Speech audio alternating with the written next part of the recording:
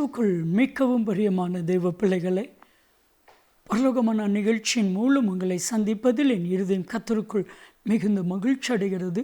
உங்கள் எல்லாரையும் இயேசு கிறிஸ்துவின் இன்ப இனி நாமத்தினாலும் கிராஸ் டிவி ஊழியங்கள் சார்பாக என் அன்பின் வாழ்த்துக்கள். இன்றைய பரலோகமன்னா உனக்கு சமாதானம் உண்டாகும். என் அன்பு தெய்வ பிள்ளைகளே, இன்னைக்கு குடும்பத்தில் சமாதானம் இருக்குதான்னா இல்லை. கணவன் மனைவிக்கு இடையில் சமாதானம் இருக்குதா அப்படின்னு கேட்டால் ஒரு பெரிய கேள்வி. பிள்ளைகளுடைய நடுவில் சமாதானம் இருக்குதா? இல்லை. இன்னைக்கு பிசாசு சமாதானத்தை கெடுத்து கொண்டிருக்கிறான்.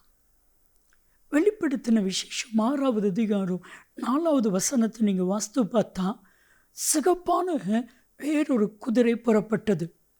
அதன் மேல் ஏறி இருந்தவனுக்கு ஒரு அதிகாரம் கொடுக்கப்பட்டிருக்கிறது. பூமியிலிருந்து சமாதானத்தை எடுத்து போடும்படிக்கும் ஒருவரை ஒருவர் கொலை செய்யும்படிக்கு அதிகாரத்தை கொடுக்க. இது கடைசி காலம். கடைசி காலத்தில் சமாதானம் இல்லாமல் போகும்.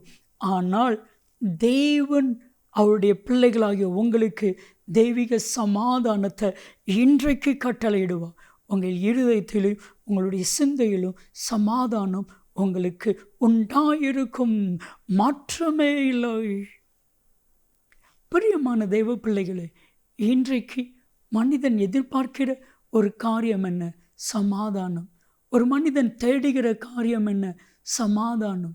கர்த்தராகிய இயேசு கிறிஸ்து சீசர்களை இந்த பூமிக்கு அனுப்பும் பொழுது அவர் செய்த உன்னதமான காரியம் என்ன?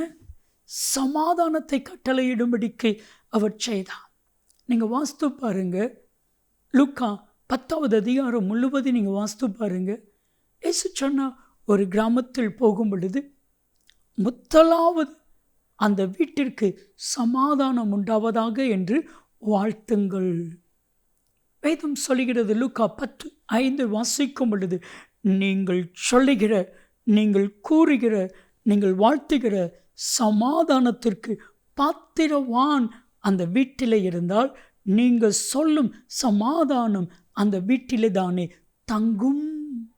நான் உங்களுக்கு பார்த்து சொல்லட்டுமா? எல்லாரும் அப்படியே விசுவாசிப்பீங்களா? பரலோக மன்னா நிகழ்ச்சி பார்த்து கொண்டிருக்கிற உங்கள் எல்லாருக்கும் மிகுந்த சமாதானம் உண்டாவதாக.